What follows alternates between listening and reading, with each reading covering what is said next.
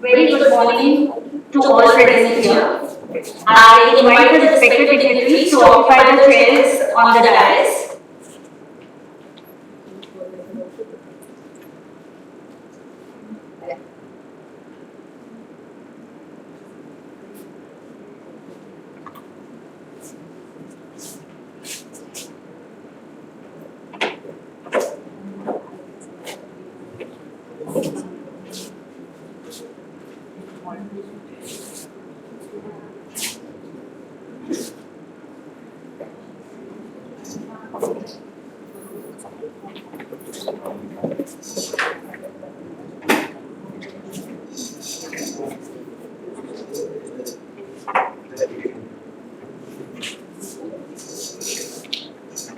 Respected dignitaries on the dais, Principal Madam Dr. Supriya J, Convener and Coordinator for Westco ATAL FDP, IQAC Coordinator Dr. Rajeshri Hekrekar, Co-Coordinator for Westco ATAL FDP, Dr. Anita Aire, Organizing Committee Coordinator for Westco ATAL FDP.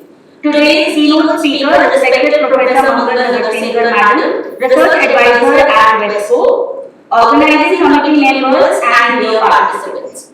I, Dr. Pharmaceutical, Assistant Professor from Department of Pharmaceutics, on behalf of Vivekananda Education Society's College of Pharmacy, welcome you all on day 1 of offline AICTE sponsored ATAL 1 week online and 1 week offline faculty development program on research and innovation ecosystem in academics, need of the hour. I would like to request the dignitaries on dais to move for the lighting of lamp and inaugurate today's event.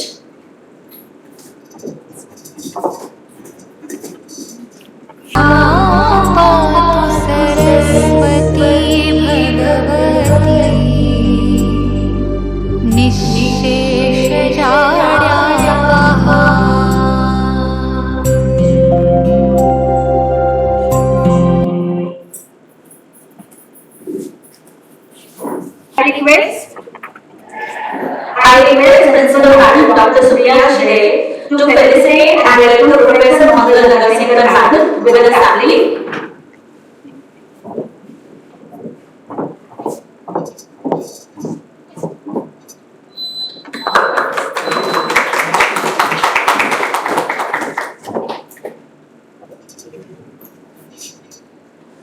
I request Dr. Rajeshri Hekrekar Madam to felicitate our Principal Madam Dr. Supriya J with the sapling.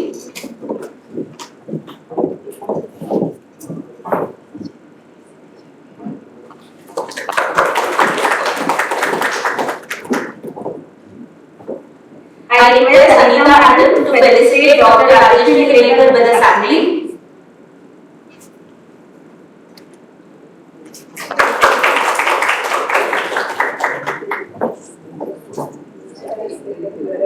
I request Dr. Rajeshri Hekrekar Madam to felicitate Dr. Anita Aire Madam with the sapling.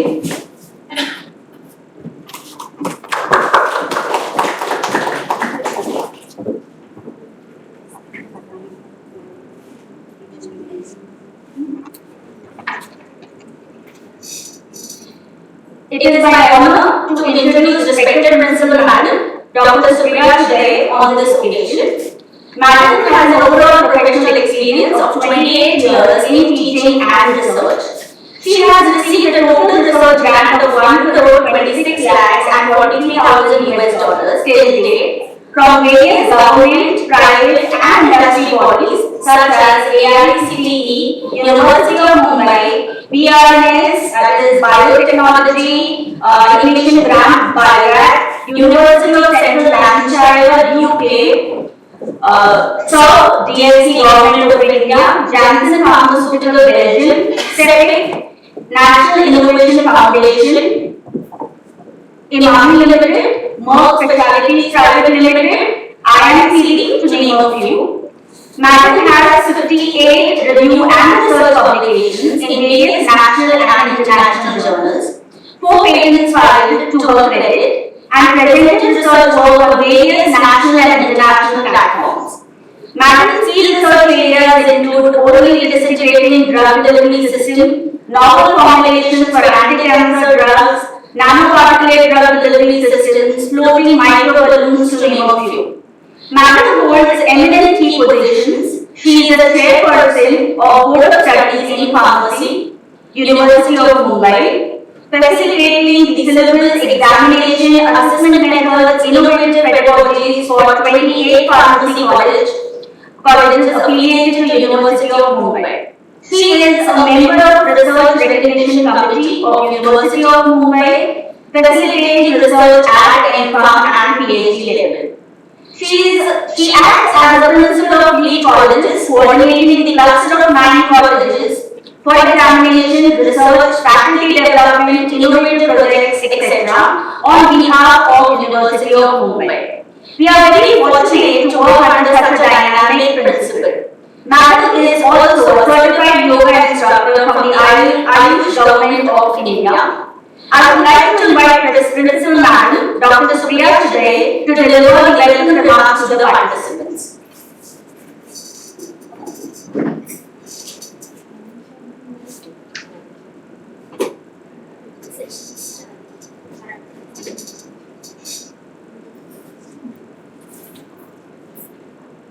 Very good morning, one and all. And thank you, Dr. Aparna. I think this was the second round of my introduction and I was feeling a little awkward, but felt nice to know about all these achievements to you. Okay. First of all, on behalf of VS College of Pharmacy and under FDP, we extend our warm welcome to our today's resource person, our own research advisor, Professor Mangal Nagarsenkar Madam, Emeritus Professor Bombay College of Pharmacy. I also extend my welcome to each and every one of you, my own colleagues. And we have been meeting each other for past 6 days online. And I would also like to welcome everyone over here, our faculty members, support staff, and the co-coordinator who is hosting this program, Dr. Rajeshri Likar, the in charge of organizing committee, Dr. Anita Aire, and our volunteers and team of support staff. I had already welcomed you on day 1, but this is the hybrid mode, so the second phase starts in the offline mode. And I feel there is every reason for AICT to think of introducing this offline mode also.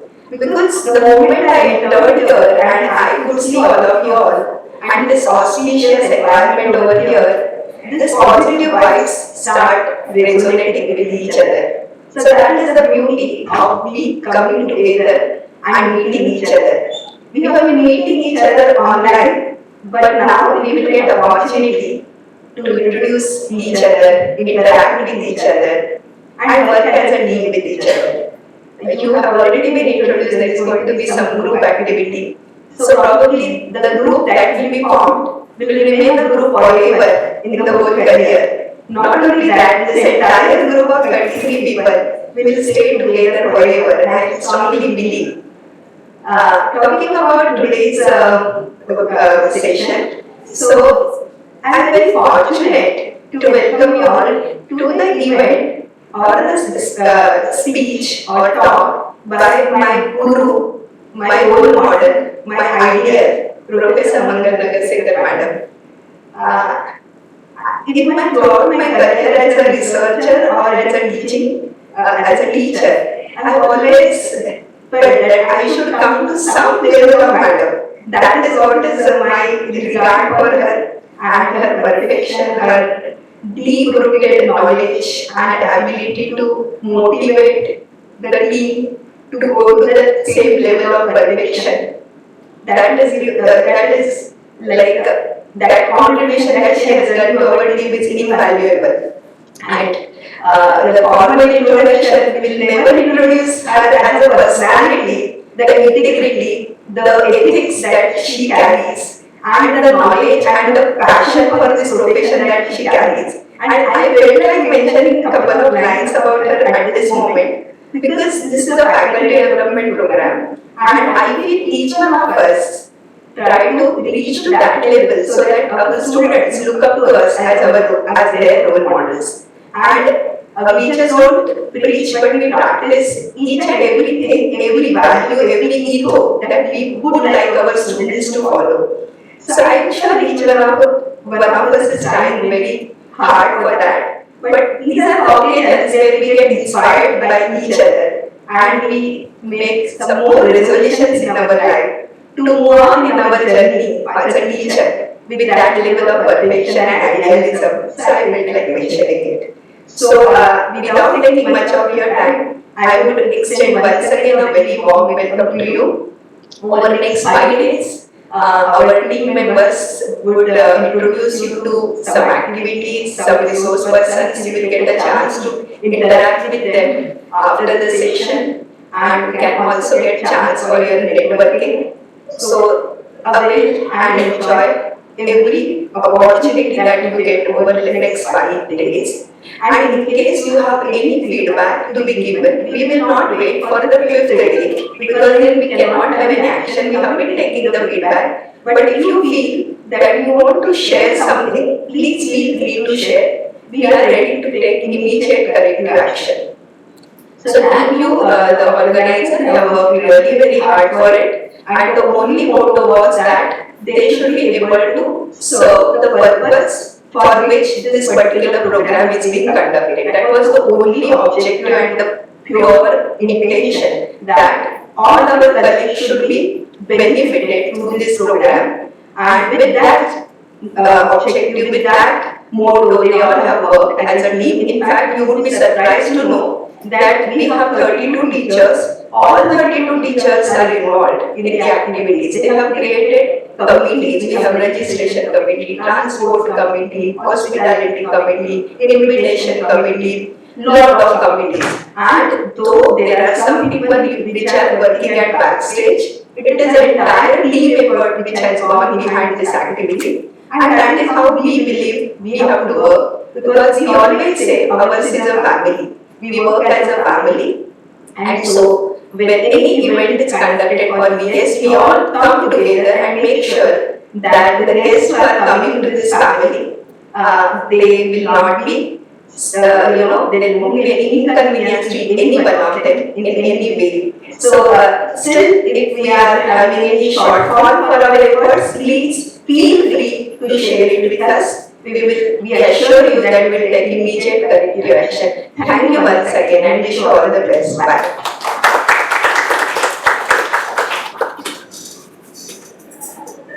Thank you so much, madam, for your words of wisdom. It is always a pleasure to listen to you. It is my privilege to introduce Dr. Nagarsenkar here. Dr. Nagarsenkar is a professor, head of the Department of Pharmaceutics and IQAC coordinator. Madam completed her graduation and post-graduation from Institute of Chemical Technology, Mumbai University. PhD in Pharmaceutical Sciences from Bharati Vidyapith Deemed University, Pune. She has authored about 42 articles and co-authored several papers at national and international level. She has 17 years of research experience in her total career of 27 years as a teacher. She has mentored more than 30 M.Pharm students. Innovation in her research work has earned a grant for her patent entitled Curcumin Microemulsion. Her research work has been recognized by various awards at state and national level. Research work undertaken by her team includes design, development and characterization of nano-drug delivery systems such as microemulsion, liposomes, solid lipid nanoparticles, nanostructured lipid carriers and nanosuspensions. Apart from cyclodextrin complexation, floating drug delivery systems, mucoadhesive drug delivery systems, oral disintegrating tablets, and topical drug delivery system. Her research work is funded by DBT, AICTE, apart from University of Mumbai. Till now, she has more than 40 lakhs of grants to her credit. She is a member of several esteemed scientific organizations like Indian Pharmaceutical Association, Association of Pharmaceutical Teachers of India, and University Alumni Association. I would like to invite Rajeshri Madam to introduce today's speaker to the audience.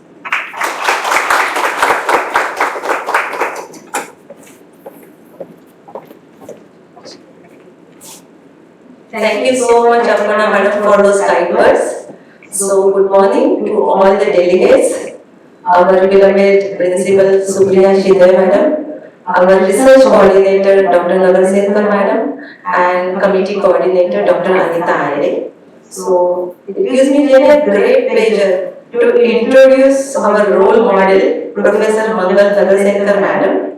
Madam completed her B.Pharm from Institute of Chemical Technology, Mumbai University with first rank, securing IIT MA Gold Medal. She received M.Pharm and PhD in Pharmaceutical Sciences, also from Mumbai University.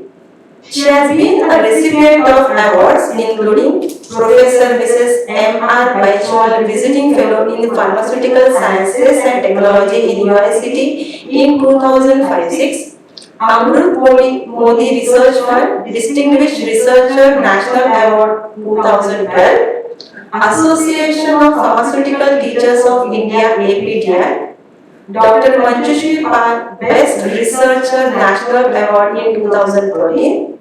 She is a member of Editorial Advisory Board of IJPS, Editorial Advisory Board of Drug Delivery Letters, Bentham Publication, and has reviewed several articles in different national and international journals.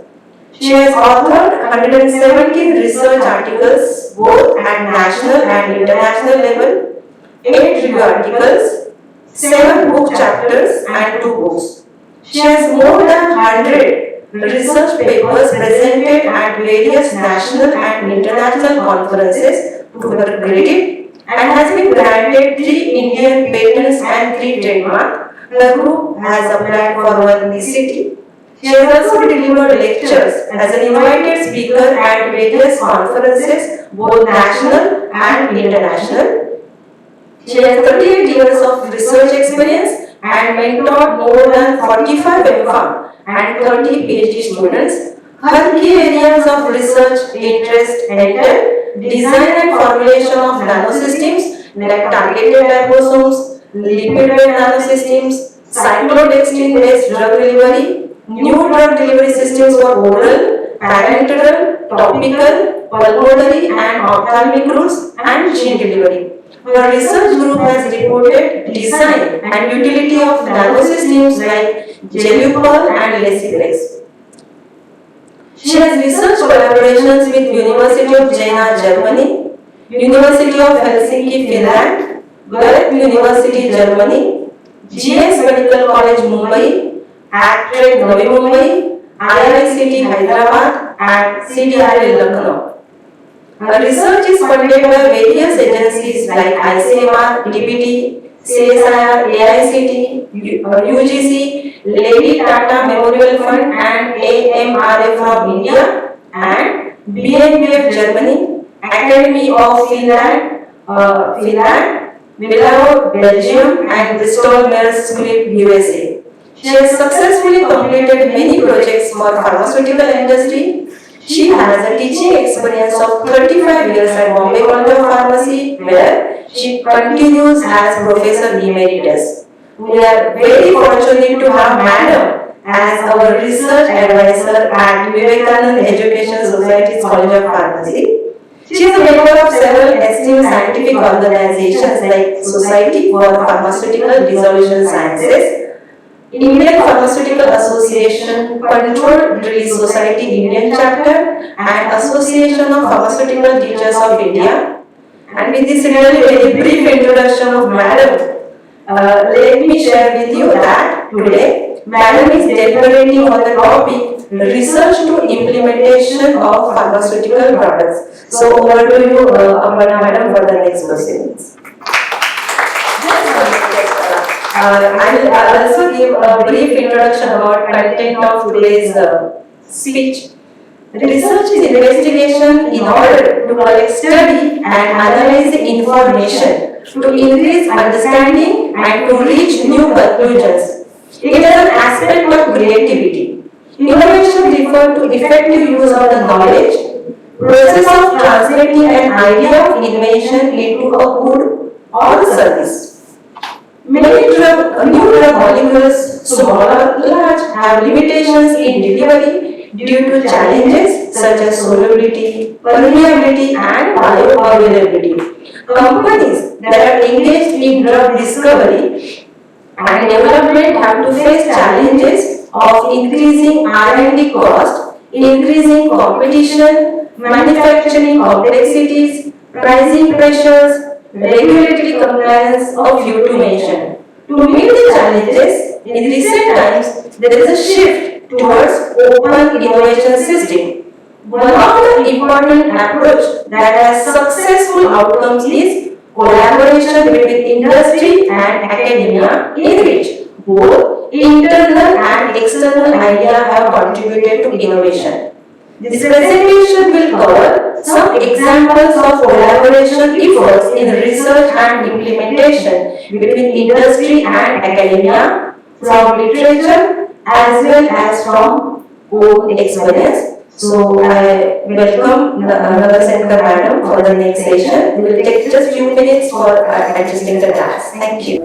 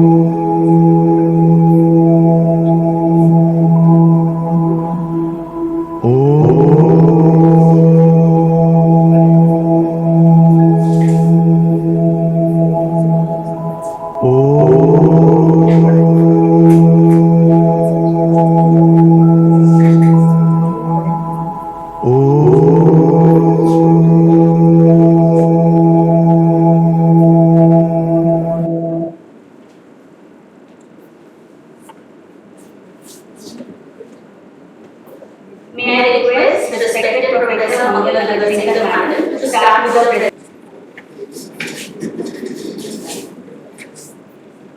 Good morning, everyone. Is it working? Good morning, everyone. It is nice to meet you in person in this physical mode for today's session, which is part of ATAL FDP at BS College of Pharmacy.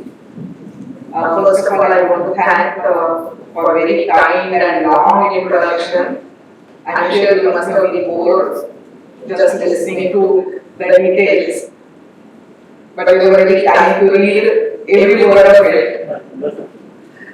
And I'm also thankful to organizers for this invitation to speak with you, to share some of my experiences. What I saw is Supriya and Rajeshri spoke so much that possibly the expectations have gone very high, and let me see whether I can do justice to what they have been saying so far. The topic that I have taken is research and implementation, and it had an extension of pharmaceutical products, which I have not written here, because I want to stress on those cases on which we work, where there was collaboration either with some institute or with industry.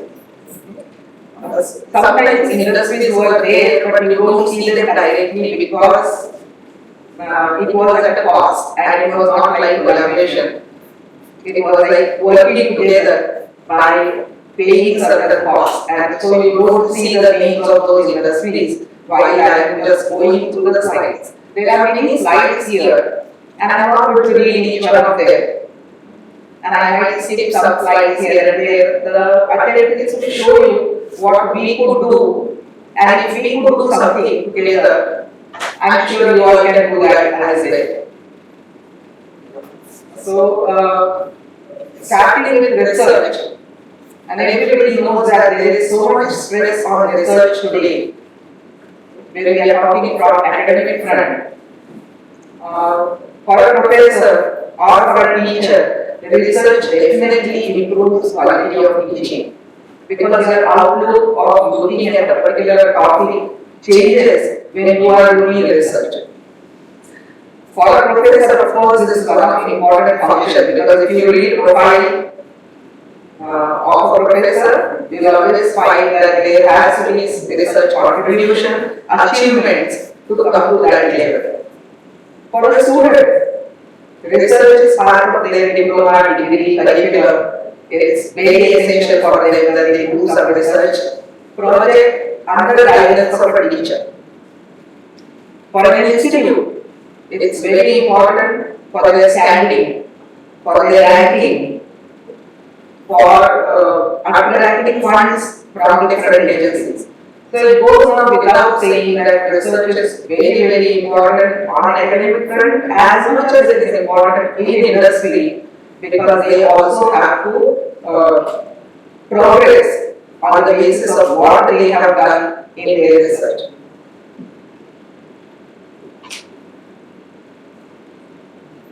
This brings me to academic research.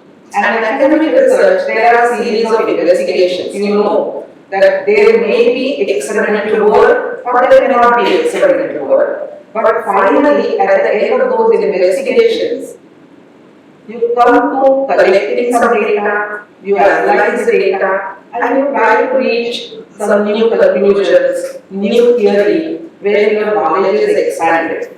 And that is what we call as research.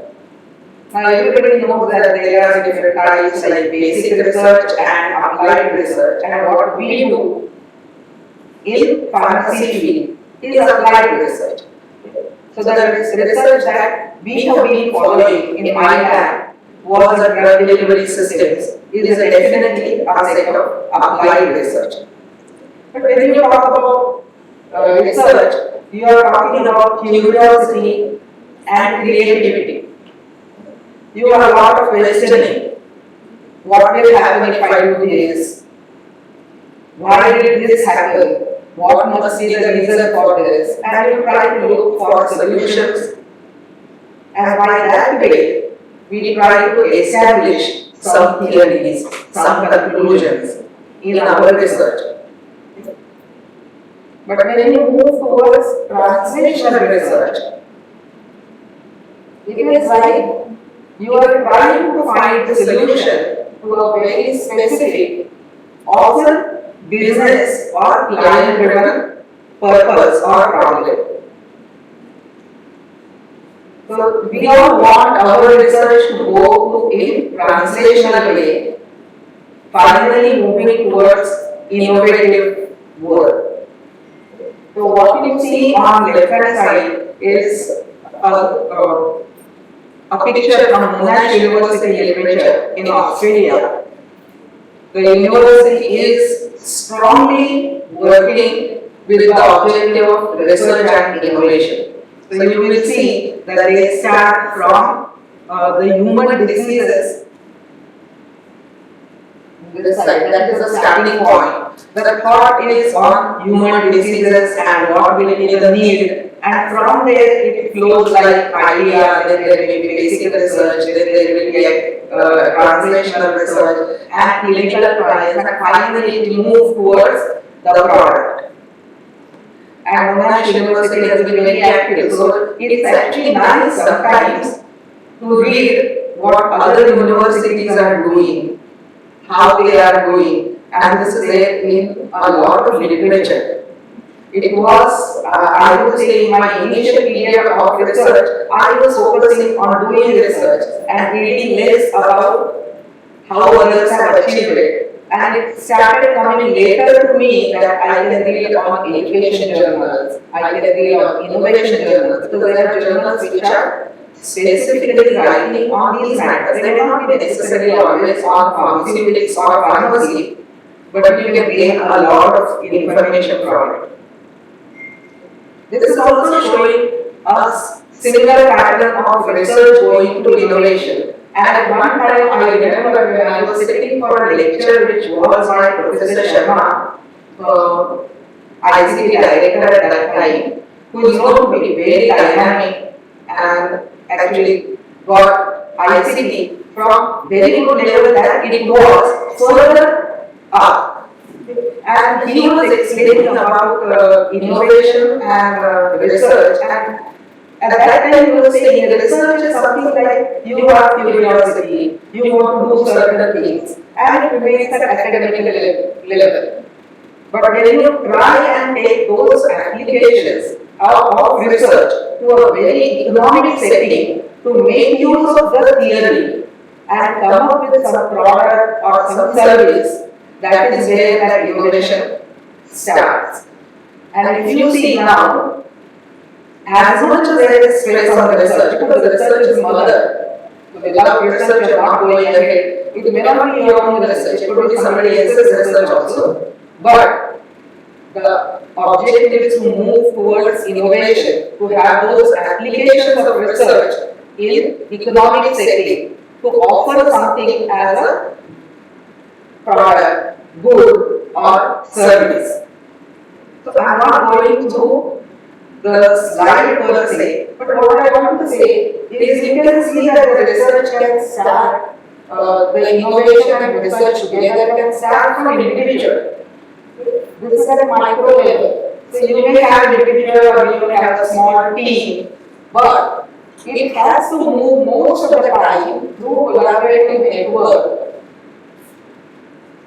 to move up at macro level when there will be finally knowledge transfer and the innovation system is crystallized and you can see it.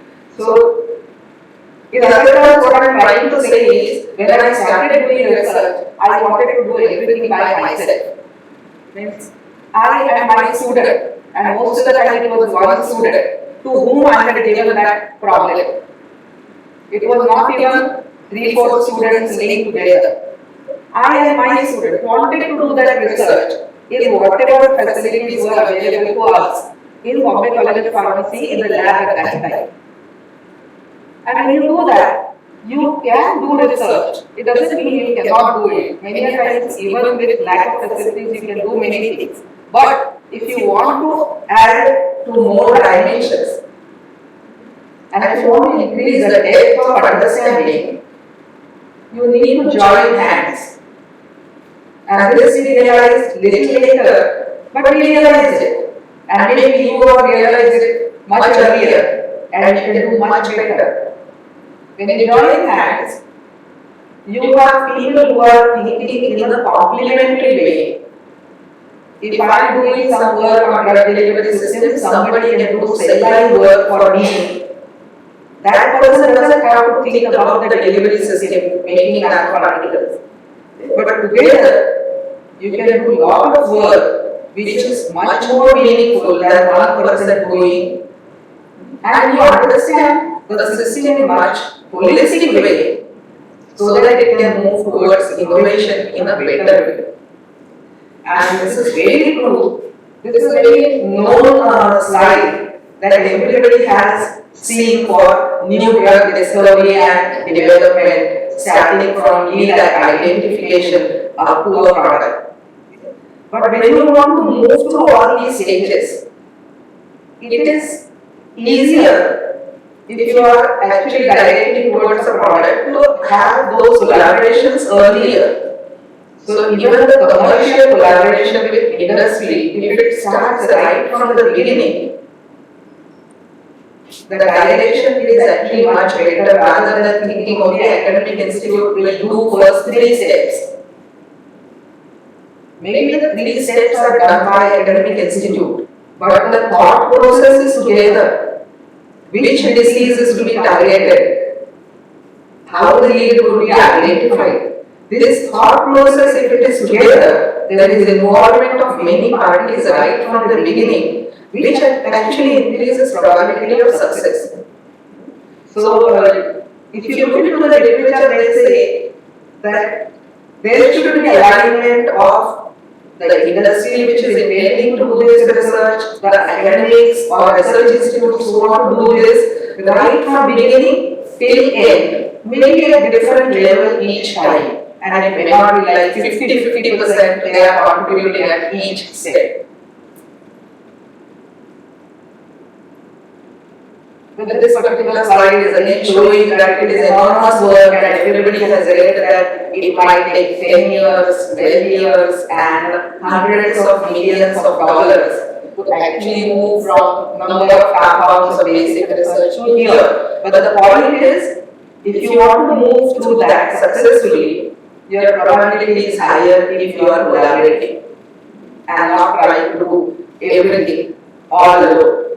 It's not nice to be on the journey alone, any journey for that matter. Very rarely you feel that I should go alone and enjoy the journey. Otherwise, the enjoyment is more when you are accompanied by somebody. So in the same way, it is like this. And this slide is also showing at every step there are so many activities to be done. And this is about new drug research. But even if it was not new drug research, and if I was looking at here, this has been our most of the time area of work. Although the drugs were not necessarily new, the drugs were already in market, we were trying to do something what can be called as incremental innovation. But even this part, to do all alone by yourself, you feel there would be some inadequacy which can be filled in by collaboration. So I am just trying to stress more on collaboration. How you can collaborate is the next question. So it is like all the time I have felt now in later part of my research career that it is good to have such sort of collaboration. It may not be always with industry. Many times we collaborated with other educational institutes, other research institutes, nationally or internationally, and everything has added to our experience as much as I am expecting it must have added to their experience as well. But what I see is academics are typically driven by concepts, new ideas. That is our forte. That we come up with new ideas because we are reading all the time. Whereas industry stakeholders, they are more commercially driven. But both aspects are really required if you want to take a concept or idea to finally a product. It cannot just go on the basis of thinking about ideas. And with so many collaborations that we handle, I have come to the conclusion that when you collaborate, you require trust among team. It would not have been possible if I had not trust even on my students. And I was a very fortunate person that I always got very good students whom I could trust. I didn't have to feel that are they telling me the truth? Have they manipulated results? This never came to my mind because they were very honest and they were hardworking. I am not taking that credit at all. The credit goes to my students. But I was a fortunate person. But if you don't have trust, it will become very difficult. And therefore, I think you need to choose also properly with whom you are collaborating. One, trust is required. And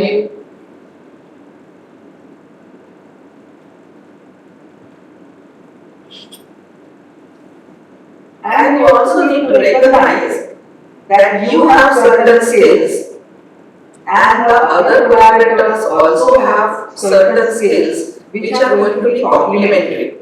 Usually, although sometimes we have had collaborations when there are repetitive skills, Means we are also working on drug delivery system and they might also work on drug delivery system. That is repetitive. But more successful are the ones when they are complementary. That I don't have certain things which they can complement and they don't have certain things which I can complement, and together we can add really good dimensions to the work.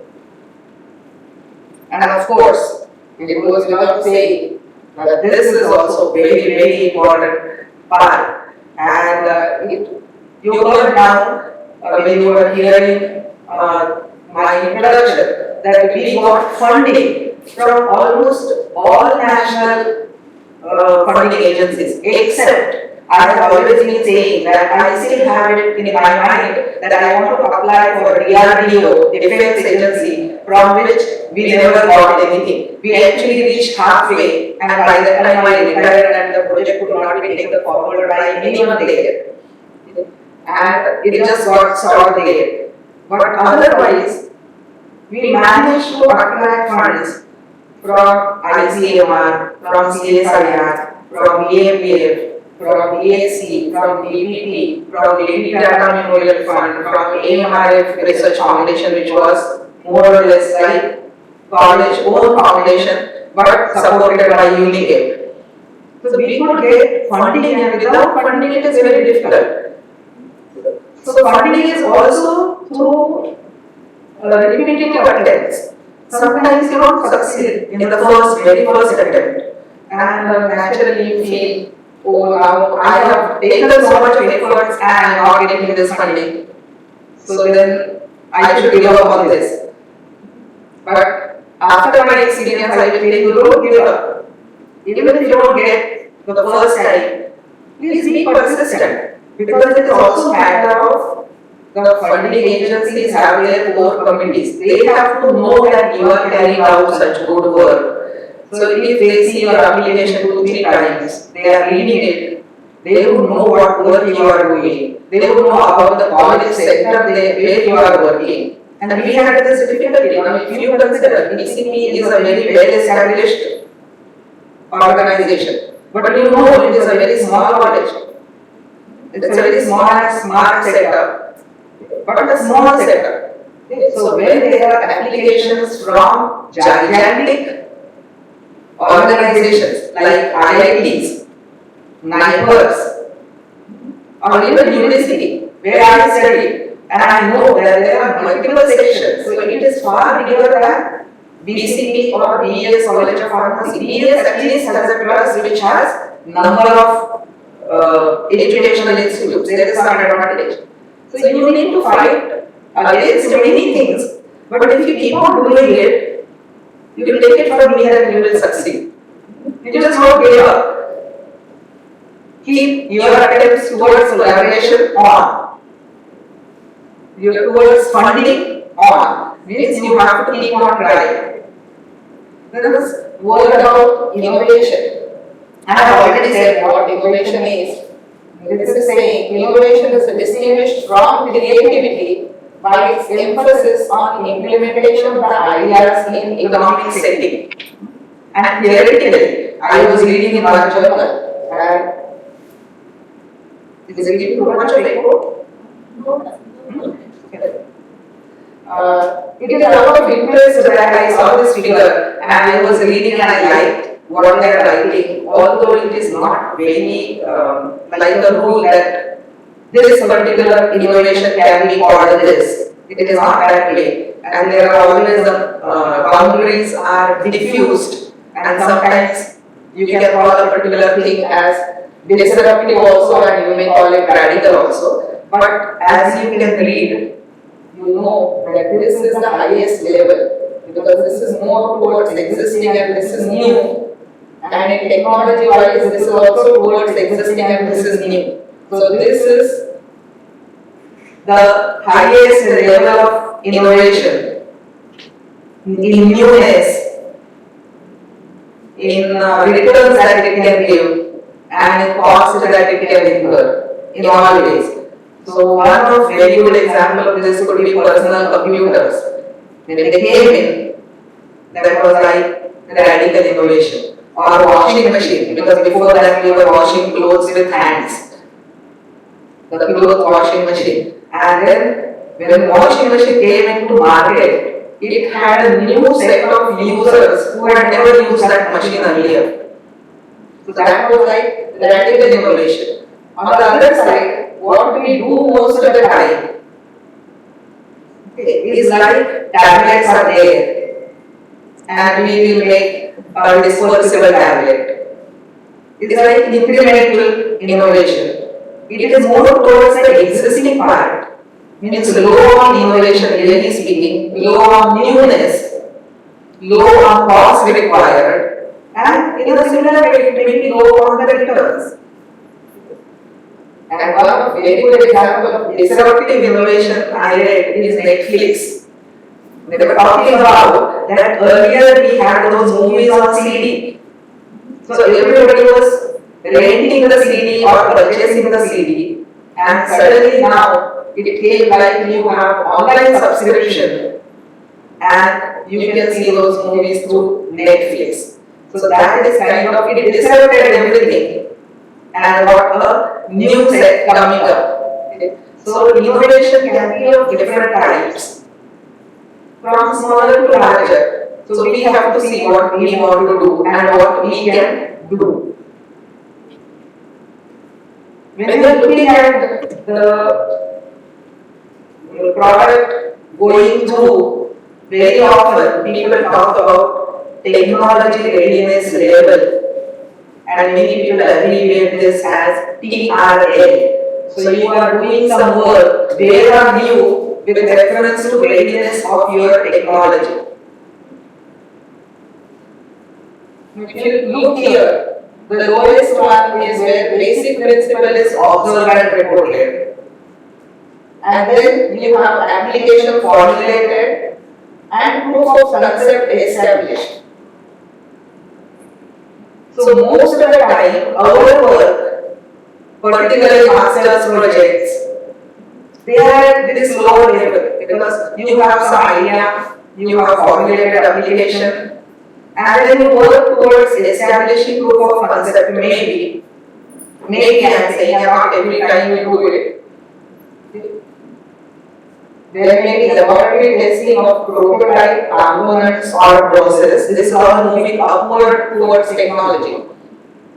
Testing of integrated system.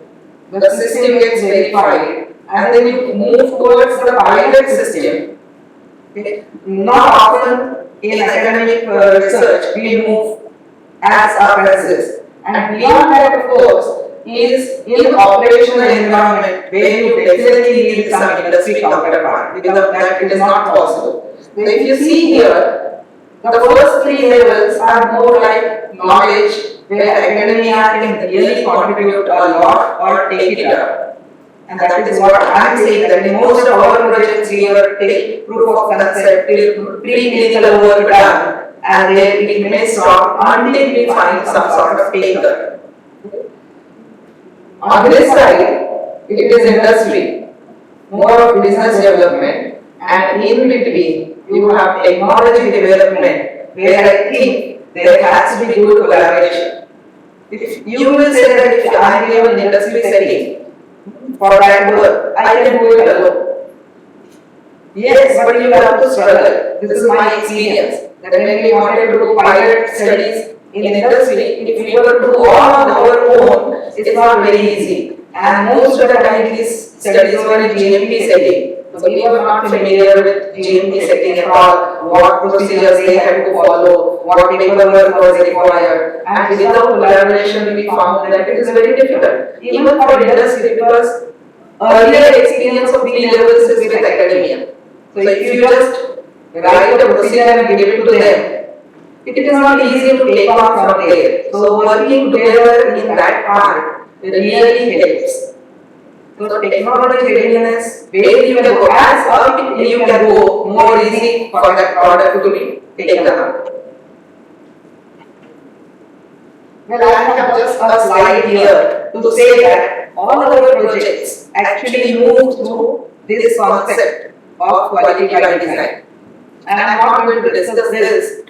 I only want to say that even in 1999, when quality by design was not formally into picture, but we were thinking about it in our optimization designs as what should be the factors that we have to consider, how it is going to affect response parameters, what is the design space. We were not using these terms, but we were doing this exercise in all our projects.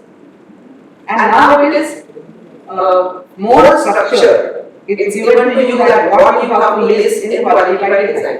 And I'm not going to go through because when I was just, it was by chance that I had a discussion few days back with Maharu Kirani, and she is speaker I think tomorrow, and she told me that our topics are kind of overlapping. And when I said yes, I was actually in Goa for Ganesh Chaturthi, and I was talking to her and I thought, okay, I have not noticed actually, but she's saying that topics are overlapping, then it must be overlapping. So then I asked her, what do you intend to speak on? And she said, I want to speak on qualified design. And with her work and her background, I'm sure that she's going to give you very good points for qualified design. And I decided that I'm just going to tell you, just to keep that overlap away, that we always considered this, although we did not talk about the things like CQA. In our earlier papers, we have not written the CQA anyway, or product profile also, but all those points were considered. Okay, I will not go through this.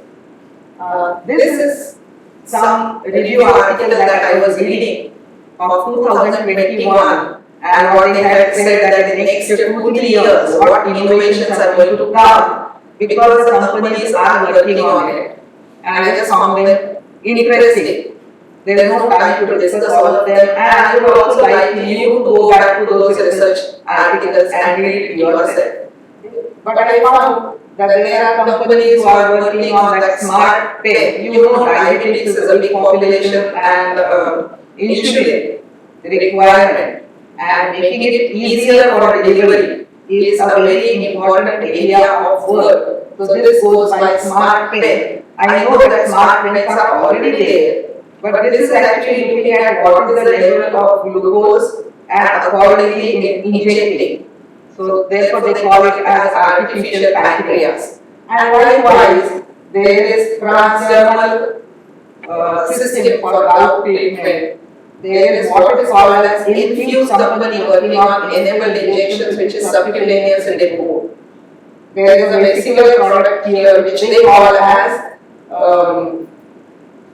Deliverex technology, and exosomes is the term that they use for this particular product. There are vaccines by skin. I also found Johns Hopkins University, which is a very renowned university in the US, is known for their innovative and lot of patentable technologies working on colonic delivery of drugs with this type of micro device. So you can go back and try and read about what they are doing. And something like inhaler system. And this one is actually the mesh scaffold, which is being used for chronic rhinosinusitis. Some of them are quite complex systems. They are very simple systems, but it is sometimes good when you have time to read these things. And I am always scanning for what I can find new. I found this is something which is a mixture of ideas and technology which has come to a very high level, and maybe in a year or two we will see some of these innovative products. With that, now I am going to give you some examples of work what we have done and something also from literature. So this is like a combination, and I am not going to go through all the slides. The work was carried out in lab, which is identified as Wokhard lab, and the wing is known as Vasily Research Wing in Bombay College of Pharmacy. So the first product that I am talking about is lipid-based product for oral delivery. It is a sustained release system which uses compritol, which we commonly have heard as a component of solid lipid nanoparticle. But it can be used as a matrix material for delaying or sustaining drug release. And compritol is there in literature for sustaining drug release, but it has always been reported for drugs which have low solubility. And we decided on using a drug which has high solubility, where it is not very easy to sustain release, and use compritol as matrix material. And our other part was to see whether we can formulate a system in which we can establish IDC so that dissolution method can be used as surrogate for bioavailability. So there were two objectives when we started with this project, and this project was funded by Indian affiliate of French company Gatfosse Incorporation.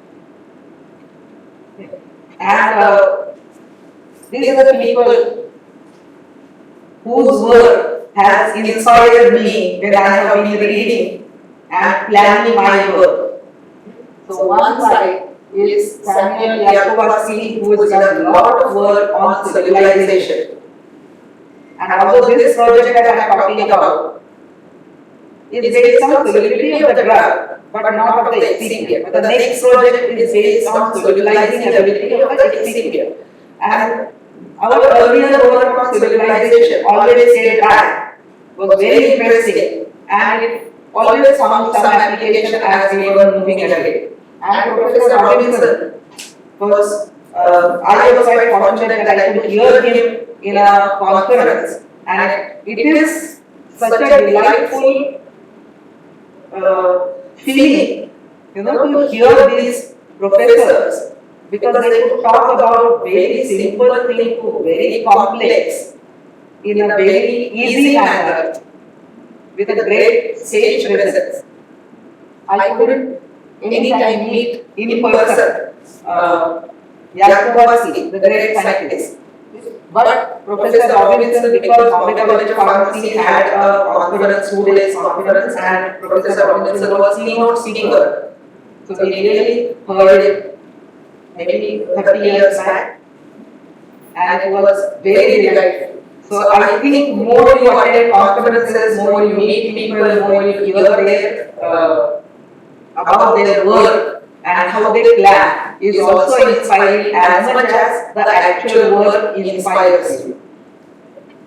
So our work was about metoprolol succinate, which is BCS class 1 drug. So it's very soluble, and we wanted to use compritol as matrix material.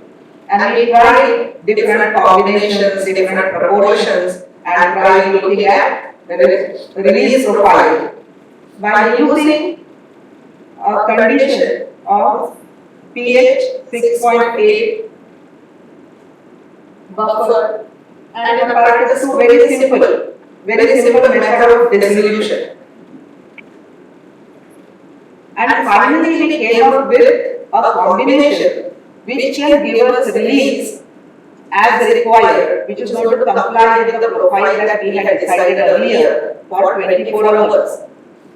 And what we established is the product that we made had really robust release profile, which meant that even when we stored it for 6 months under accelerated conditions, when the product was cured or not cured, and this term is because we had a fatty, fat-based, lipid-based ingredient where curing matters.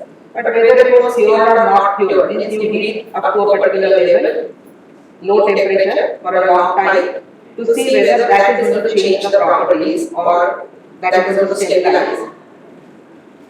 It had a robust release profile. What you see here is the presence of different percentage of ethanol, which is also one of the requirements in pharmacopoeia, that the release is not affected. And what we found is only place where the release was affected was when we changed compression pressure.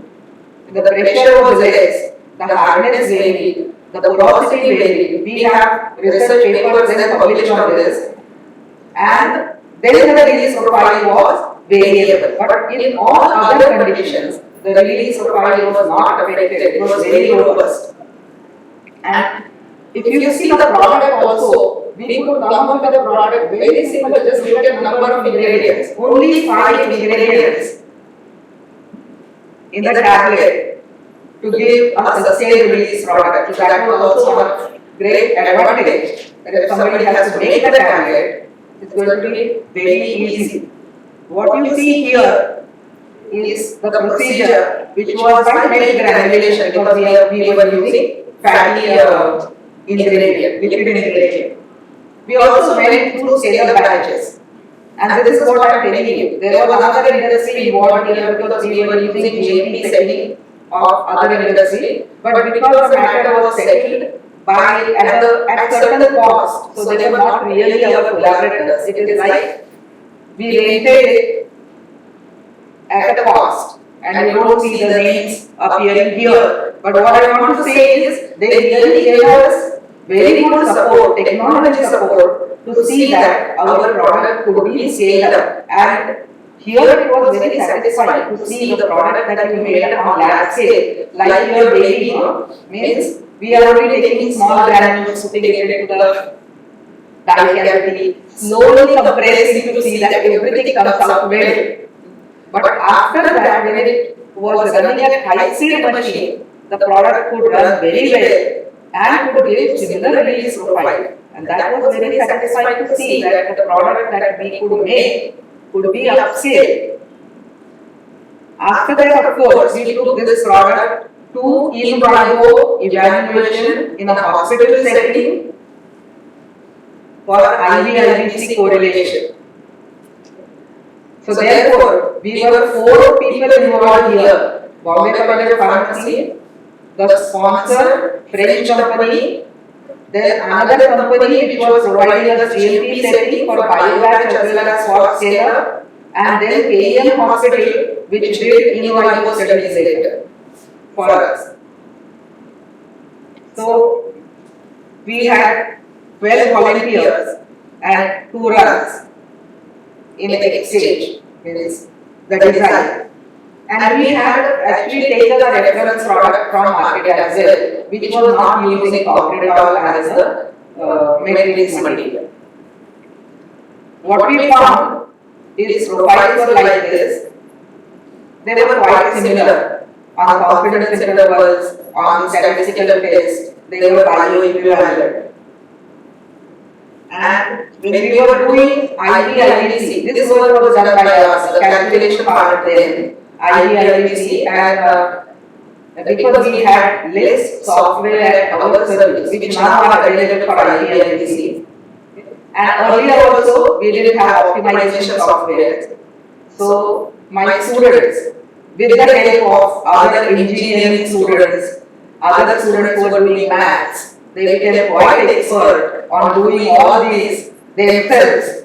And I had also put my mind to it, and I am telling you that it was a very educative and interesting experience to do matrices, determinants, to solve all long equations and come up with answers. But what you can see here is in vitro and in vivo dissolution that we calculated, and the plot which we always read, first level of IV-IVC, highest level, level A, is there is point-to-point correlation. And that is what we saw in this case, that there was point-to-point correlation, which means that in vitro release study can be used as surrogate for bioequivalence study, bioavailability study for this particular formulation. It is limited to this particular formulation and not any formulation of metoprolol. But if this formulation is to be produced by someone, doesn't have to do bioequivalence studies anymore. Of course, after it moves to regulatory submission, but we had those data. Now, all this data was then given to French company because it was excipient company. So they were not to produce the product. they gave it to their affiliates. So all over Southeast Asia, then there were programs conducted, and in those programs we actually described them all these things, and we showed how we prepared it. So it was like those cookery shows, no? On one side we had powder mix, then other side we had granules made, third side we had tablets, and we could show them only one step so that they can only see it and not the whole process was run. But many representatives from different companies who were customer of that excipient company came together to learn about this product. But after that, I have not kept track of who introduced those products, although the company has that literature. So sometimes I just scan, but now once it is given back to that company, I don't want to hold any claim. I did my work, so I have not included any data here to show you which other companies then made use of this product. Similar to that, we also had a product which used gelucide, another excipient, as dispersing and solubilizing agent. And this is what I was telling you, that the work done by Yakuwasi. And what work we did was always at the back of my mind. Now, everybody knows that there are three types of gelucides which are already there in the market. There is 44-14, 50-13, and one was introduced at that time, 48-16. And we were the first one to get the sample for our work, because we decided that we will be using their product for solubilization, not that solubilization work was not done for gelucide. You must have read in literature, 44-14, gelucide being used as solubilizing agent. But our objective in this case was to use gelucide and to formulate a tablet, which was not there in the market at all. They only have in literature solid dispersions and some attempts of filling in capsules, but no tablets. So our attempt was to make tablet, and the drug selected this time was a very difficult drug, and that is temizide. And I am calling it difficult drug because it is a drug with pH dependent solubility. And if you have drugs which have pH dependent solubility, then you really have challenges in making a product which should give you desired release profile. This was not sustained release product. This was for better bioavailability.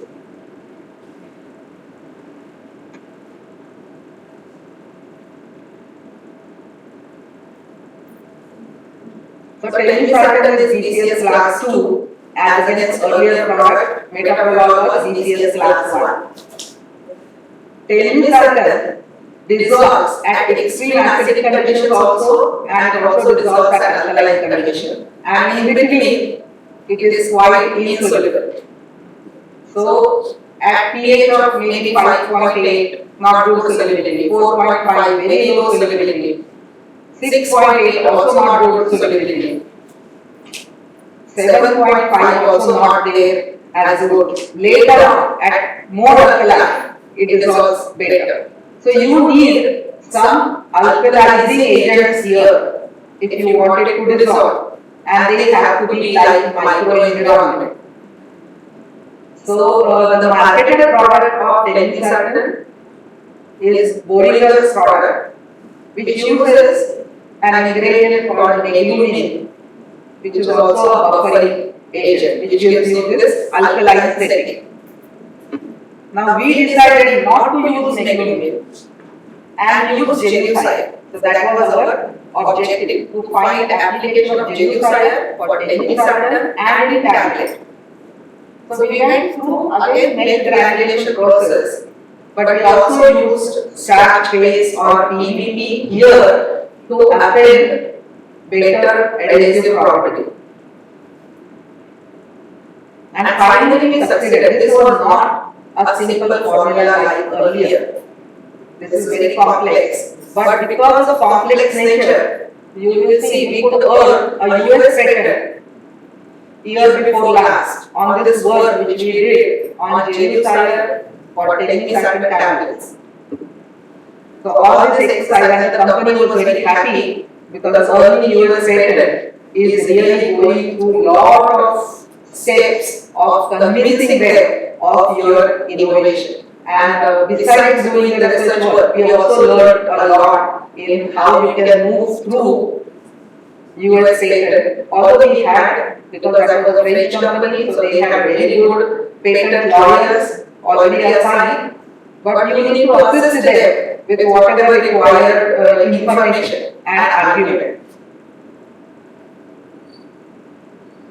So, if you see this dissolution condition, well, I don't have it here. In USP type 2 and RPM 75 and pH was 7.5. Okay. And this was the condition put by USP for a long time, in which not many products should succeed.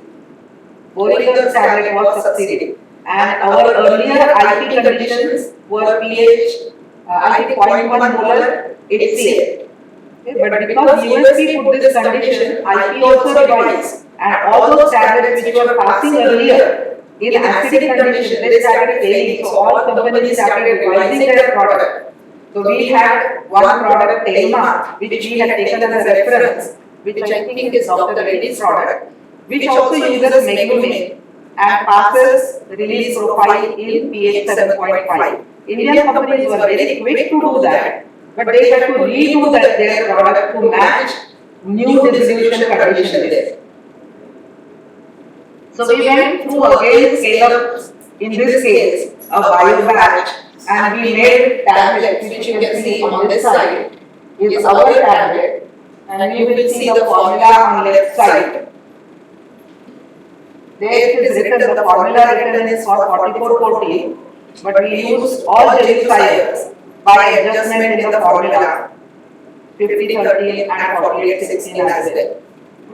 Whereas Telma, you can see, uses meglumine.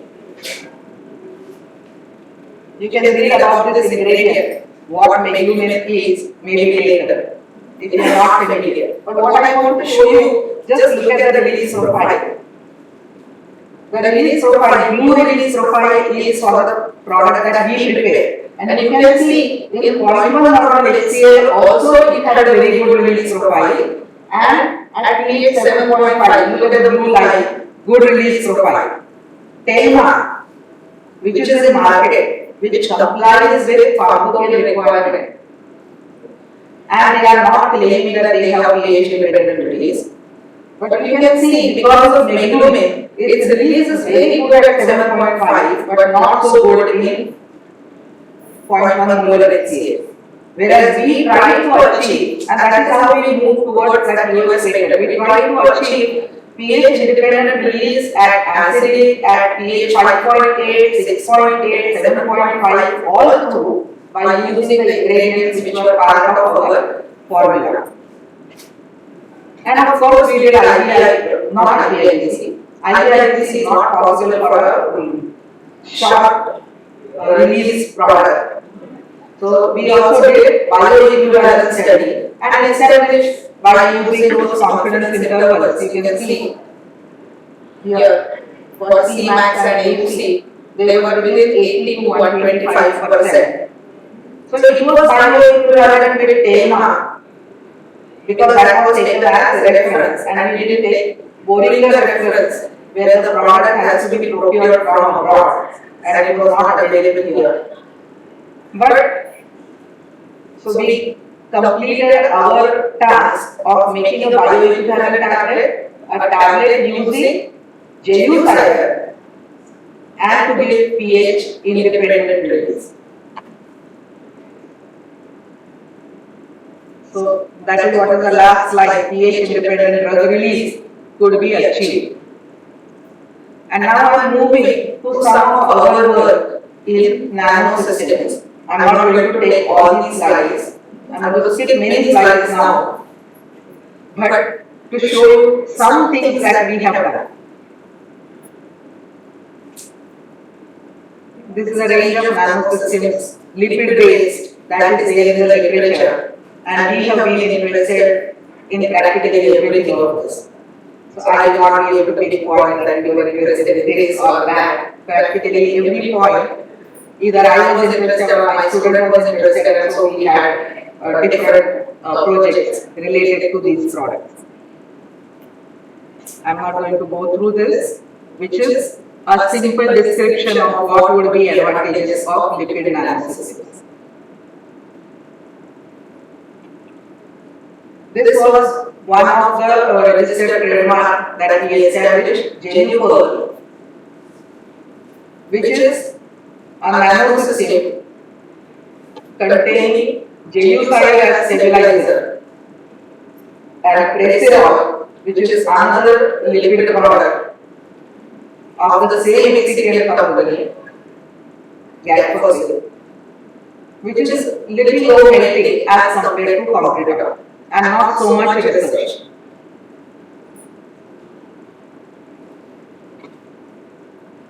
So it says it is genucide based. It is made by simple process. We have not really scaled it to a higher level. So in this, our technology readiness level is somewhere at 4, and we have not gone to scale up at all. What we saw is it can incorporate lipophilic drugs very easily, and we explored oral and dermal delivery too. And beyond that, I don't want to actually describe the work done here, although I have slides and I have our own publications. Maybe you can read those publications which are based on Genupearl. If you just put Genupearl and maybe my name or Abhijit Date, you will get those publications and you will be able to read them. So instead of spending time on this, I just think that I will move to the vesicular system platform, Lasiplex. This is again the trademark that we put our claim on from Bombay College of Pharmacy. And we are calling it Lasiplex, but what we found finally is it is a vesicular system which is made up of phospholipids. So you can consider this as liposomes made by a lean manufacturing method. And we call it Lasiplex when it is done specifically like a particular method. For my work on liposomes, which is most of it is listed on right side, okay, for dermal, for peripheral, for topical, for pulmonary. The inspirations came from these two scientists. Okay. The lower picture is Professor Gregoriadis from London University Drug Delivery Center, who is kind of synonymous with liposomes. He has so much work on liposomes. And I remember earlier, he also came for one of the conference, and then I could write to him about equipment that we wanted to purchase. It was such a minuscule thing for him, but he was very kind in replying what he felt, what we could purchase, and what would be useful for us. And that is also some kind of learning I felt at that time, that a professor and a man of standing at that level still wants to correspond because he feels that some small college will also do some good work with whatever advice that he gives. And another one is Professor Cheesy Bagenholz. His name is Yates.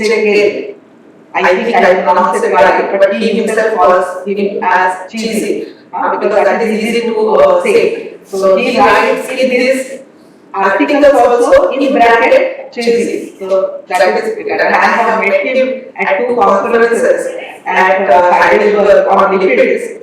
And he is another person who used to come with about 250 slides and speak for 2 hours, but just flicking slides here and there because he has so much command on what work he has done. So he is also a great inspiration from University of Hebrew University of Jerusalem from Israel. So you see people work at corners of world and also do great research, and he is the person who you can call as father of doxorubicin.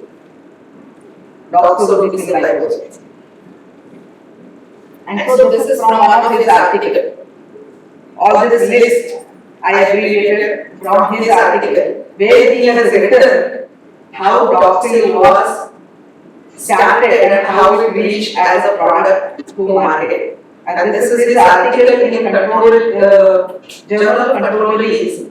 And the title of the article goes as Doxil, the Lessons Learned.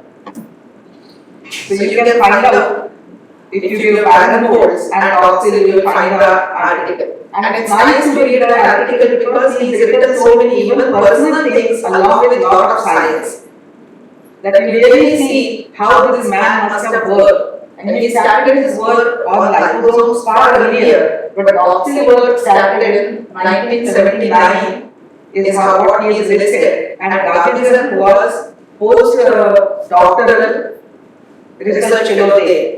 So both of them together did this work, which finally went into the product.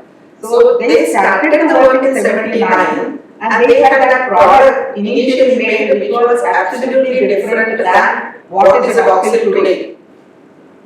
So they had it as oligolamellar structure. They had used 8-phosphatidylcholine, low melting product, and their product actually worked well in animal studies, and that is how there was a lot of talk about those liposomes, and it failed in first clinical trial.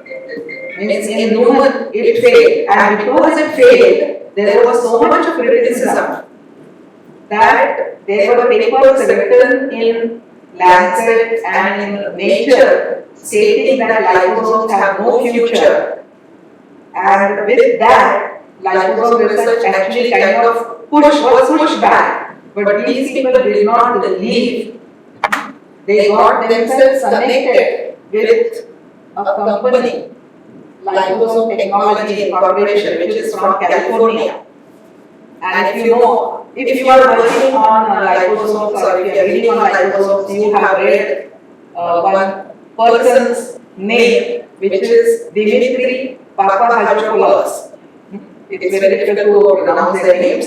I am pronouncing, but there are many alphabets which are silent there. So it's a Greek name. And he actually offered funding, and he's written in that paper that the funding decision was made when in Israel it was 2 a.m. in the morning. And Dimitri called him at 2 a.m. in the morning to tell that the funding is approved and now they can do the work on doxil liposomes all over again. So it's quite similar to how we feel about funding. You feel delighted when you get some funding. Theirs may be at higher level, but it is similar feelings. So it was very nice to read. But afterwards, with their work, see, Bang & Olufsen then developed a R&D company. He patented a new concept of doxorubicin by remote loading that we talk about now. Then the liposome technology patented stealth approach. It registered stealth. We call stealth liposomes pegylated particles that all has started with this company. And then ATAL is a company, Gargison and Bang & Olufsen. They started doxil development. First in man clinical trial in Jerusalem was successful then. Then they had major publication to counter all earlier negative publications which were in public domain. And in November, when FDA approved doxil in 95. So it is from 79 to 95. For a long time, they were working. This is not drug discovery, no? This is drug delivery system research. It took such a long time, but these people have not given up. And that's how they could reach to this level. And then the first doxil sale started. The site which was approved by FDA was in Ohio. And that site was later on acquired by Johnson & Johnson. So Johnson & Johnson was manufacturing doxil. in 2010, US said it will expire. So it is around this when I attended actually, or 2012 I attended a conference where Alan spoke on doxil again. Till then, there was no generic product. Means imagine how difficult it will be to make that product, and what innovation must have gone in making the product by this team. No? And only later, because of GMP conditions, Johnson & Johnson was not able to manufacture it. That is how FDA then gave what we call as emergency license to Sun Pharma. So Sun Pharma has a product in the market, and the consultant is again Chizzy Barrymore. So it is only with his guidance this product has come, because I have not read by Sun Pharma any statement like this, but I have actually seen all the details which Barrymore gave in this talk in 2012 or 13 when I attended of Sun Pharma product. Clearly showed that he was part of that team. Without that, he will not have all those details. And I think their product, if I mistake not, is called as Liquidox. And the product is in market, and now Johnson & Johnson has moved the site of manufacturing from Ohio to China now, where it is FDA approved, and maybe they will start manufacturing again. Okay, but till then, now the market is filled by the product by Sun Pharma, and I don't know whether later on any other generic product has come to market. But with all this inspiration of reading, when we were trying to work on a lean, simplified manufacturing method, and we tried this, on which we have some publications and some literature already in as established. So in this case, what we are doing is, we have phospholipids in biocompatible solvent, and I have written here ethylene agent in water, but we have tried now non-ionic and ionic agents. And just by mixing, we can come to a vesicular product. So we are now going through a long method of making liposomes, and that has earned some publications. So I am just trying to show you here, this is how the system looks like under cryo-EM. Again, under EM, the picture was not at all good. So we got a German university collaboration who could provide us this condition of cryo-EM. I understand that cryo-EM is there in IIT Mumbai also, but I do not know whether we can access it or whether it is functional or not.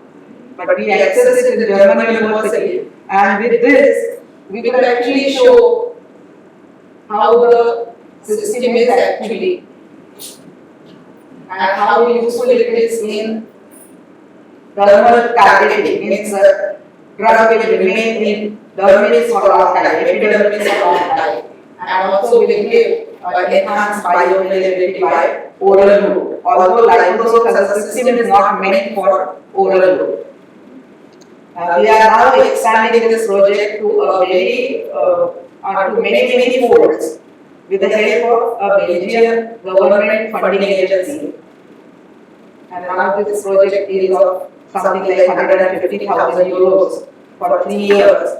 We have to do a lot of investigations, and we are hoping that with the company stepping in, one American company, Belgian counterpart stepping in, maybe it will move to higher levels for a product. That we have to see. We don't know as yet. These are our publications on the Lasix system.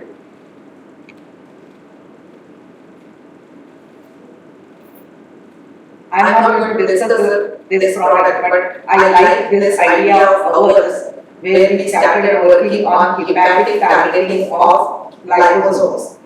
And so I just want to show you what was the concept. The concept was, we ourselves in my lab, students actually synthesize the ligand by using a fatty acid and a carbohydrate part. So it's chemical part, but a small chemistry. which you need to do neatly to see that you really you are able to get the pure synthesized system out. And these ligands, you can see this is the fatty part and this is carbohydrate part. So the fatty part anchors into the liposome bilayer and the carbohydrate part will be extended outward. And through series of tests we have established that this is how it happens. Okay, right from computer simulations to actual testing. But I am not going to go through that. I am just trying to show you that it is expected that this carbohydrate part then goes towards lipoprotein receptors of hepatocytes and delivers the drug there, which is useful for conditions or diseases of hepatocytes. That was the concept. And we tried to look for cancer of hepatocytes and also in case of malaria, because liver stage malaria is considered as an important stage which is responsible for relapse many times. So we have had collaborations with Finland University for computer simulations. And this was also the professor I met in one of the conferences. And I realized that he has all this mechanism and he is interested many times to find out why something is not happening. And I was talking to him and I was telling him that we were expecting XYZ result and that is not happening. And he was immediately interested and he was saying that I will try and find out. If you are interested, we can collaborate. And that was a golden opportunity because after that, 3 of my students went to Finland University for 5 months each to learn and to apply those techniques to our work. And that is how we were able to establish how some of the queries which were there in our mind could be answered. I am not going through the details, but we used it for liver targeting, for hepatocellular carcinoma, and also for liver stage malaria.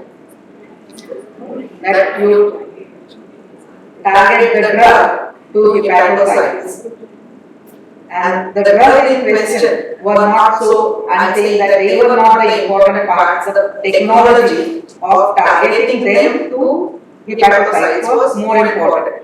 Of course, it doesn't mean that you can use the system for all types of drugs. It also requires certain properties of the drug to see that that drug will be incorporated into the system and delivered effectively.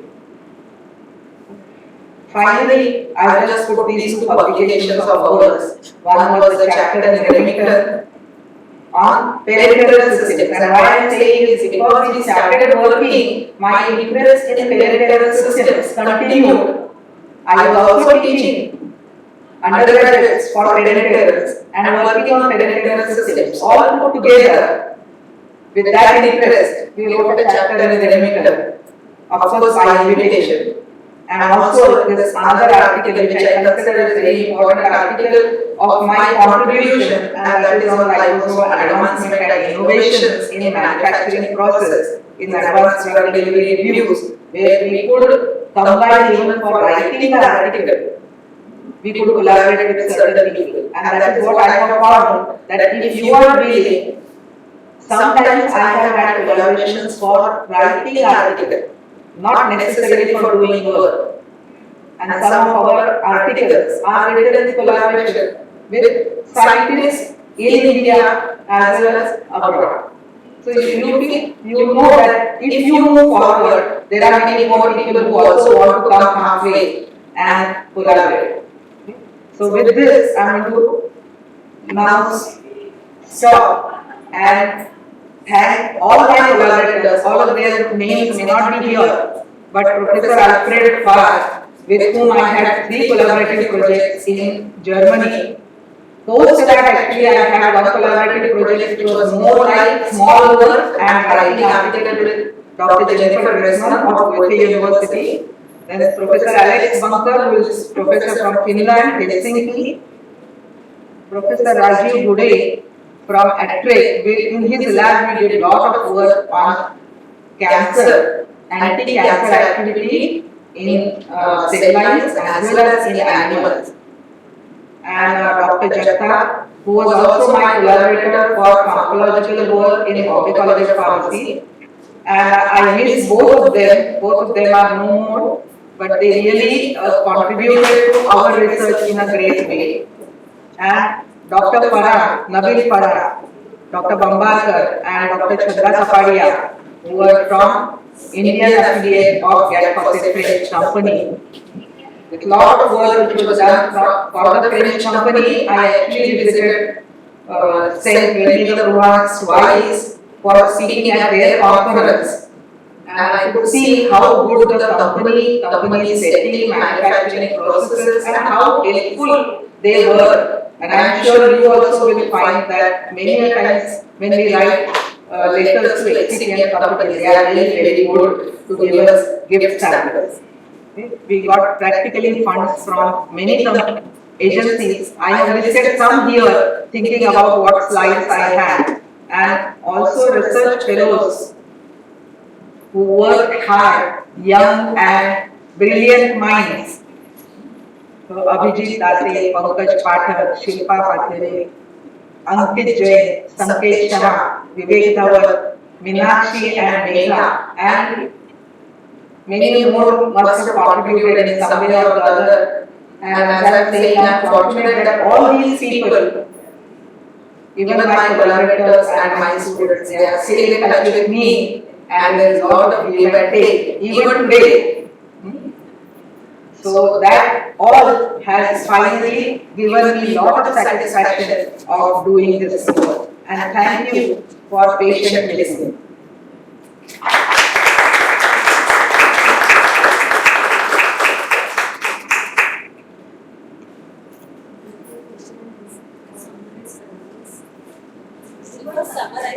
Okay.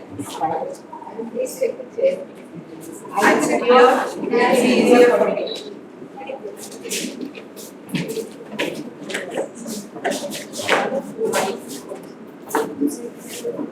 That was really a mesmerizing talk. I could guess from the participants as well, right? As well as our PhD scholars who are sitting here.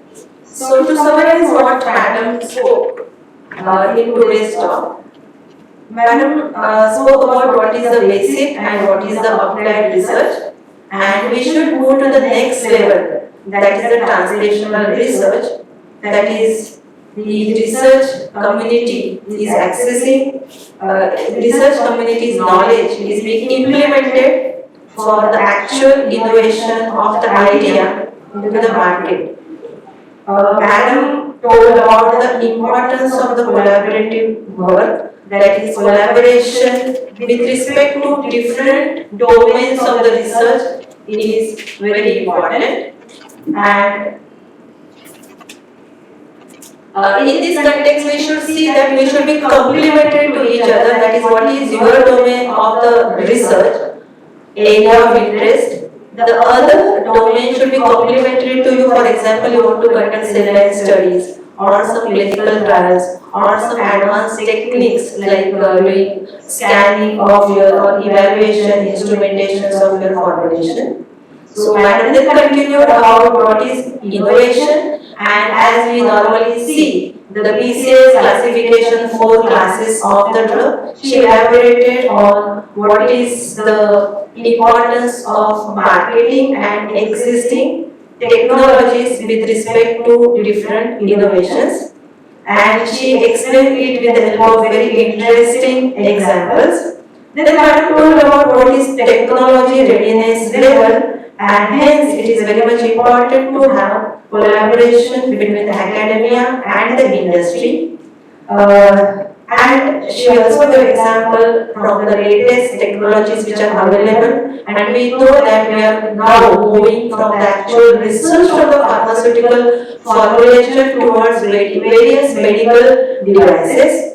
Very interesting case studies that Madam discussed, where one was lipid-based drug delivery system of metoprolol, where novel use of copritol was actually searched for and it was proven. Madam spoke about Jerusalem tablets formulations wherein this particular excipient was used. Then that was with respect to the drug telmisartan and how they could achieve pH independent drug release. The next component was Jelupol, which is trademark, which was done by Madam, and another was Lesiplex. So we have got lot of literature in the public domain in form of research articles. To make for us as a faculty members our lectures interesting, we should not adhere to the syllabus framework, but to refer many other supporting articles, and if you give the history and make it interesting, the students also listen to us more carefully, it becomes very interesting for them.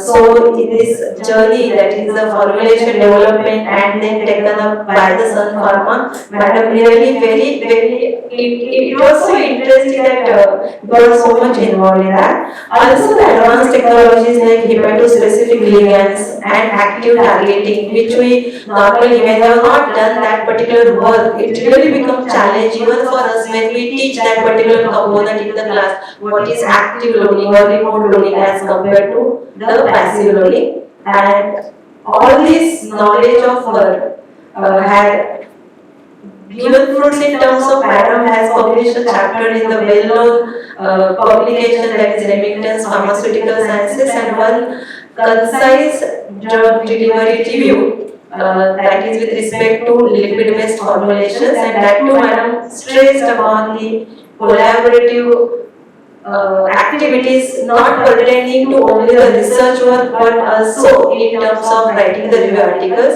So it was a very informative and really each time whenever we listen to Madam, it is actually really what do you say, always treat for us, intellect treat for us to listen to Madam. And I am very fortunate to be associated with Madam. Right, maybe from third year pharmacy when I was teaching in Bharati Vidyapeeth College of Pharmacy, Madam was teaching third year in College of Pharmacy, and n number of times that I must have bothered Madam for many things, especially Madam will remember microencapsulation. So it makes me go to even the ICT library when Madam said Yalkovsky and location of that book, but because maybe my time, my subject of M.Pharm research was also solubilization, and I do agree with Madam with respect to getting the chemicals for your all the excipients for your research study. Yes. If we are really interested and we just write some few lines and send the mails, and I got lipid samples from Lipol in Germany that time when I just started it. So we should not have that thing in our mind that this is a company from outside, how should I write the mail, will they give? So just don't think about it, just go on writing. If it is there, they will give you, otherwise what maximum will occur? Nothing, okay? So this is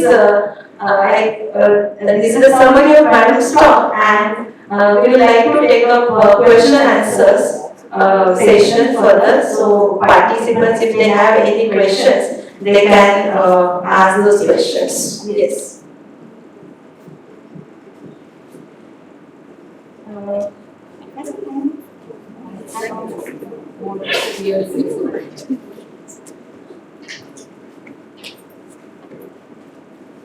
Yes, any questions?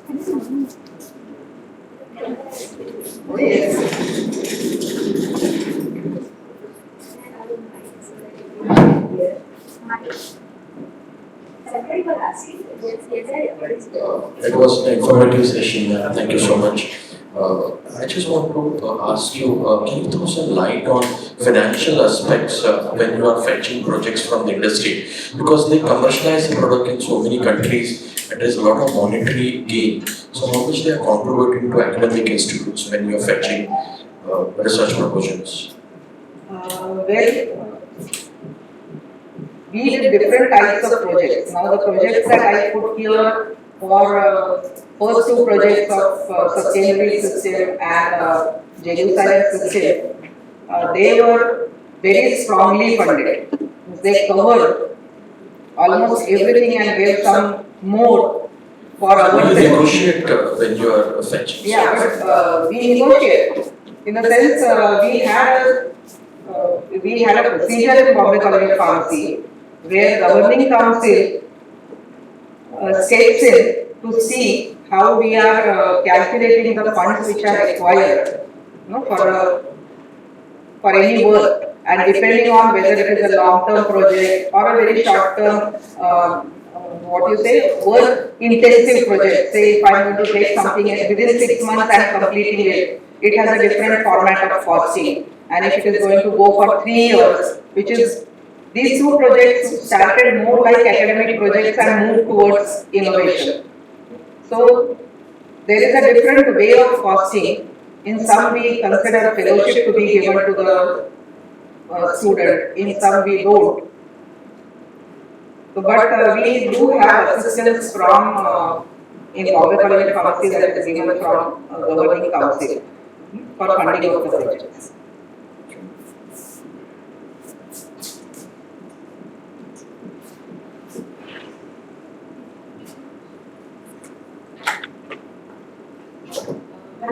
You spoke about metoprolol formulations using melt granulation, and on the larger scale we use jacketed rapid mixer granulators. So there must be many challenges while moving from that scale to that. Jacketed granulator is not very difficult to use.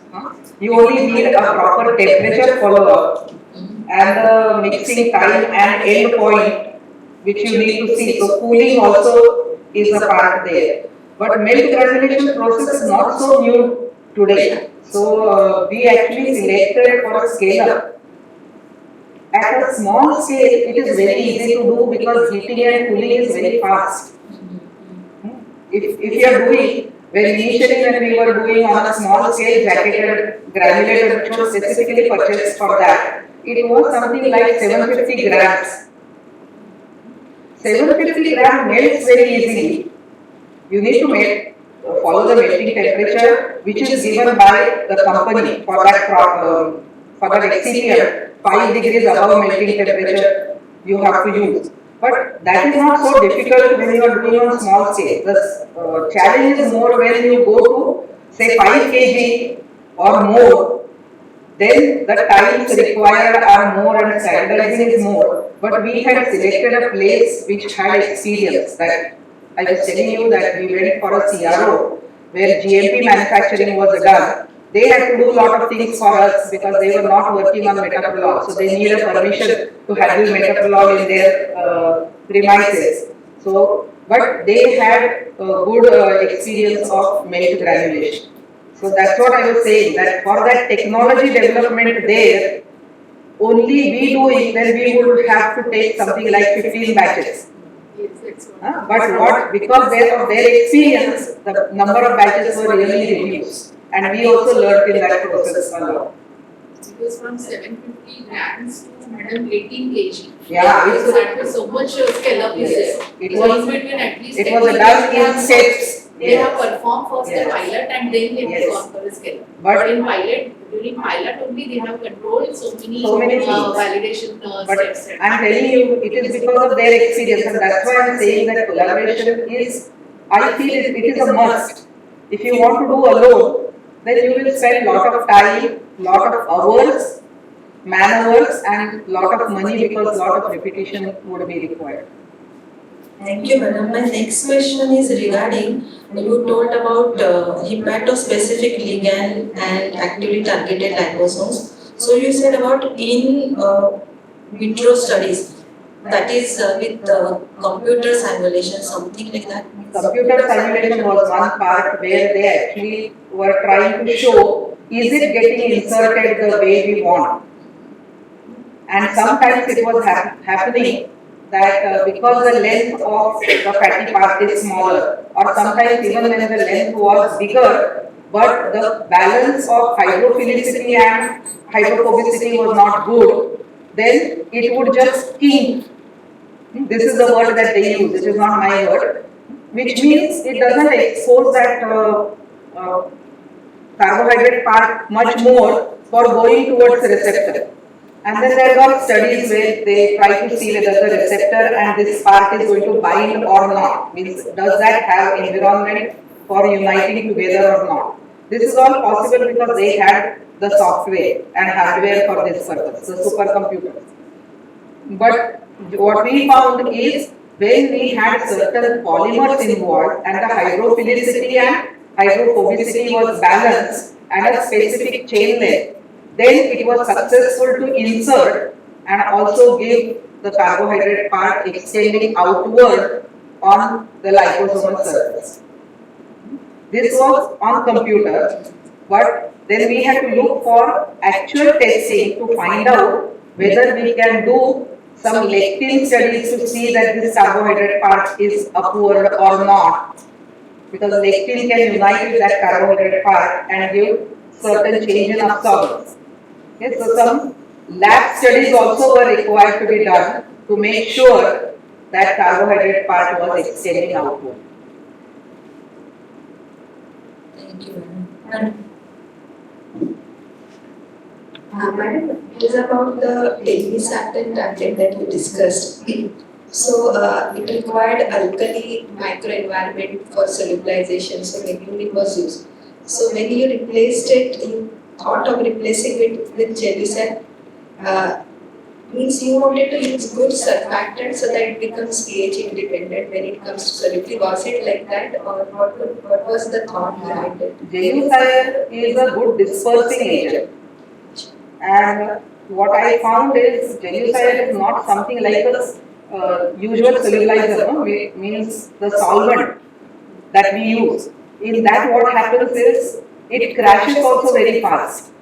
Whereas this, because it is a pasty system or sometimes solid system, it slowly erodes and solubilizes. So therefore, in the process with dilution, the crashing was not happening. So that was one of the reasons why we selected Gelucil there.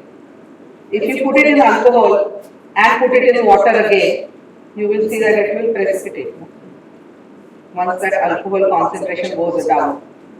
But that didn't happen with Gelucil. And this is a reported fact, okay, because of its slow dispersion and it also has pegylation. So it helps in solubilization, but the process is slow.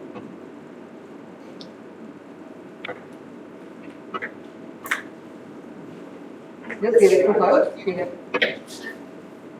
Ma'am, I wanted to know what is remote loading and how we can do it.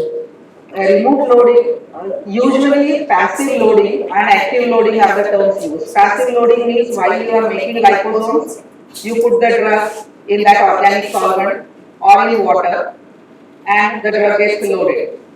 In remote loading, you make the liposomes first without drug.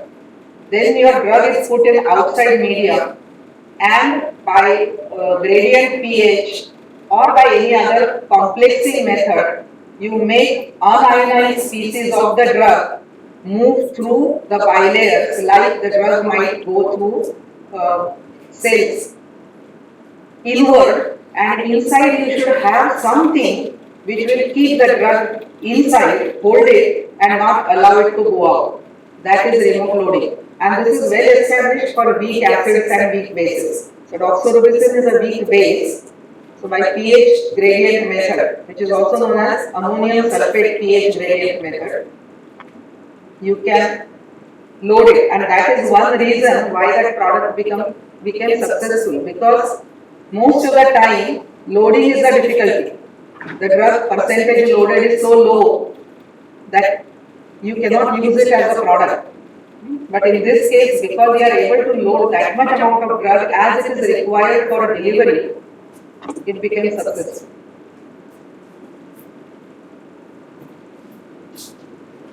Actually, I read somewhere, I don't remember, but Gelucil acts as release rate retardants. So, is there any effect of telmisartan?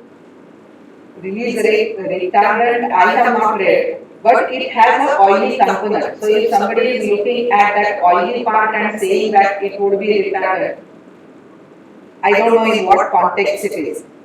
But it is more used as enhancer and dispersing agent. HLB also very common. HLB of jelly. HLB is that figure which is there, next figure, no? 13, 14, 16. So that HLB itself says that it's more hydrophilic.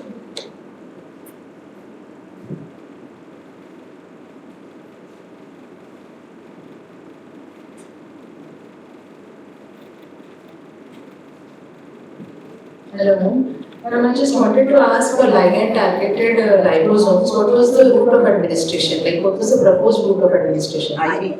IV only. Okay. Did you do studies on that, like by incorporating drug molecule and then?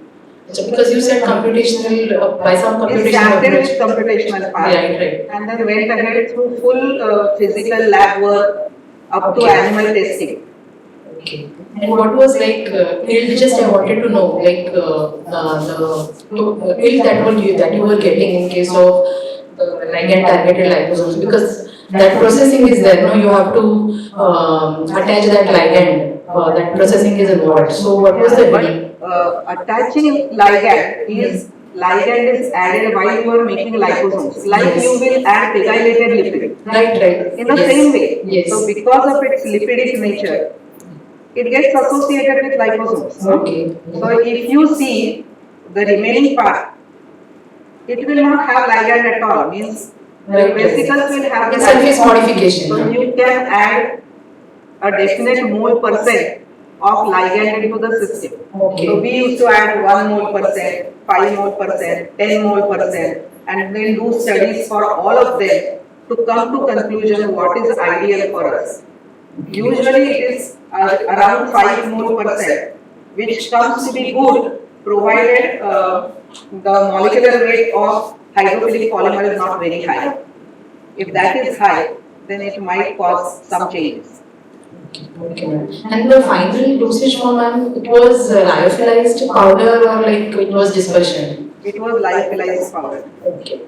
One more thing I wanted to ask, ma'am. Lesiplex, you were telling that technology, no? I know you cannot disclose that, but what was the difference between the liposomes that you got from Lesiplex and the traditionally synthesized liposomes? Like, is there any difference or just What we were getting were, by this method, they were mainly unilamellar and maybe bilamellar or oligolamellar ones. We did not get anything multilamellar in this case, with all ingredients being used. But otherwise, it is similar to liposomes. These are considered to be more flexible. Okay. So for dermal delivery, you recommend that that particular We started with dermal delivery, but we are evaluating it for other delivery systems. Okay. Thank you, madam.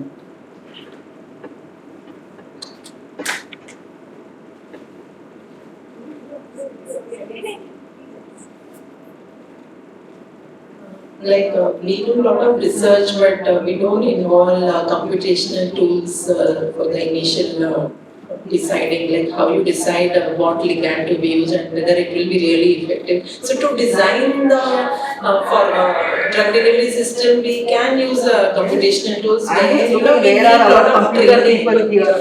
No, I don't see others, but like.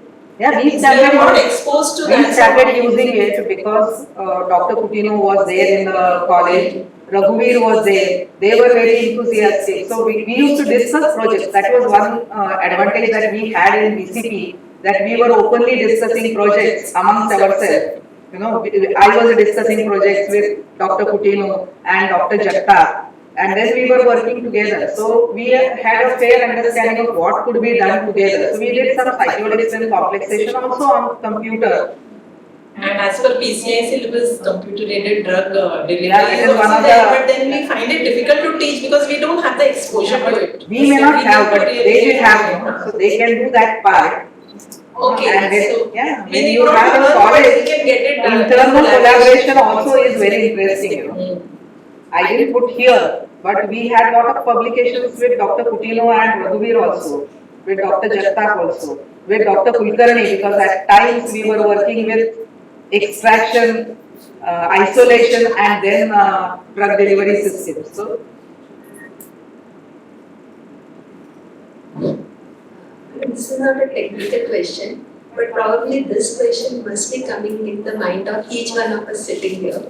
We have done so much research, so much collaborative work, industry-linked work, publications more than 125, so many grants you have received. And we have always seen you till the last date of your tenure, and now also being with the undergraduate students, postgraduate students, taking classes, taking laboratories, without delegating your any of this undergraduate or any of this responsibility to your PG student. So how could you manage it? That is my question. Because most of the time, we faculty members feel that we have so much of other work, administrative, teaching load, etc., etc. Research becomes just a dream. We cannot practically make it happen. So please, madam, give us some tips about it. I think we work as a team, and that is the answer. And I say that I was very fortunate that I had very good students. I had very good colleagues also. Now that I am saying, everybody in the department, it was like a harmonious place, for me. So I felt, and small things here and there, not getting along for something with someone, is part of your life everywhere, right from home.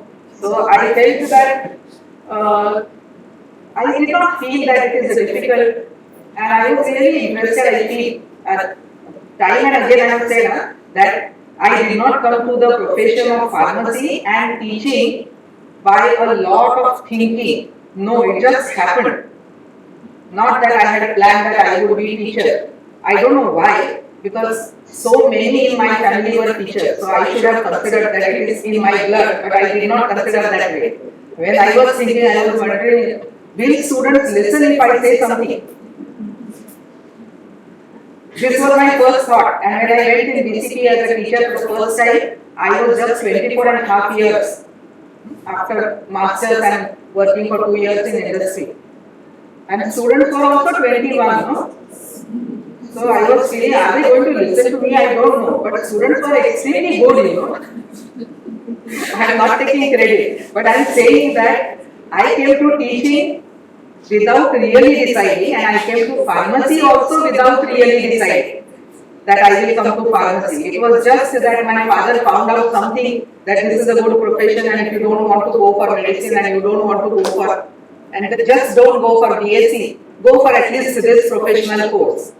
So it was because he said that I should go for professional course, I came in here. But when I came in, I found everything very interesting, I think. And as a teacher, I was always interested in undergraduate teaching. You rightly said that till last semester I was taking practicals. It was so much so that Ujjwala sometimes used to tell me that, madam, you go, I will follow up. Don't worry. But I used to feel, no, I should be there, So that I also see, it is very interesting to see students doing work, So I think I was interested in research also, and it is mainly teamwork. Everybody was working together. So then you don't feel like you are burdened. I never thought I was a single entity there. I think teamwork helped a lot. Thank you, madam. And I guess you had a desire for everything. Desire to be a good researcher, desire to be a good teacher, and all these desires drove you. And that has translated into I think everybody has good thoughts, It's only that you don't give up on those thoughts and you find your way. There is always a way. Thank you so much. Okay, and all the best to all of you.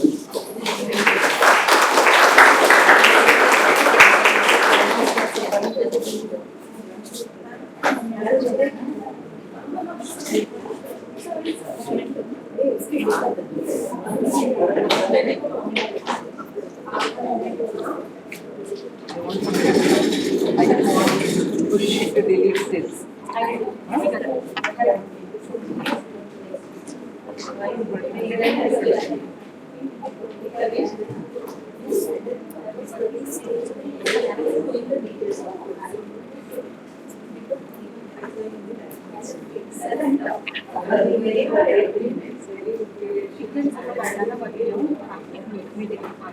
Thank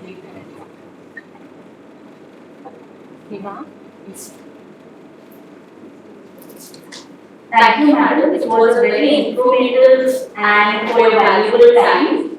I request Principal Madam to present a memento and certificate as a token of sincere gratitude and congratulate Madam for a successful day. On behalf of all of us, a big round of applause.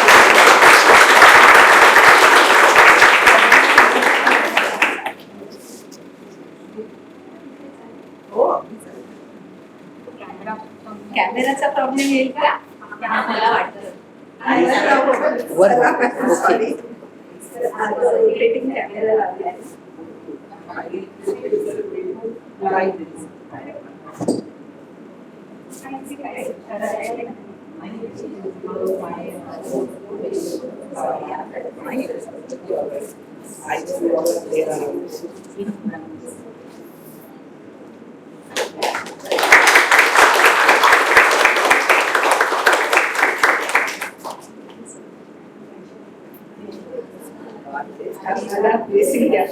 I just want to share, madam. I mean, I should not, but I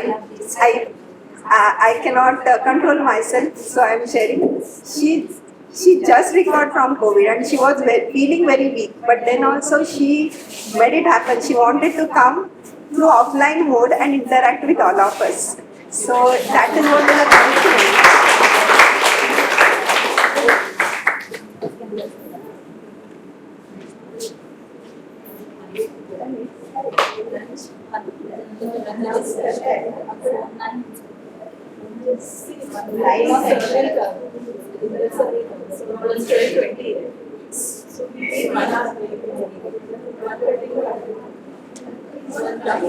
In 130 minutes, I will presentation of PNG after that we will host it. Yes. Dear participants, we'll break for lunch now, and I request you all to come to the seminar hall by 1:30. We are going to continue with the industrial visit with a small introduction by Inder Gulati sir from PNG lab. Thank you. Be on time. No. Meanwhile, if you practice that, you can have an interaction with inspector, reflection, and articles that also can be done.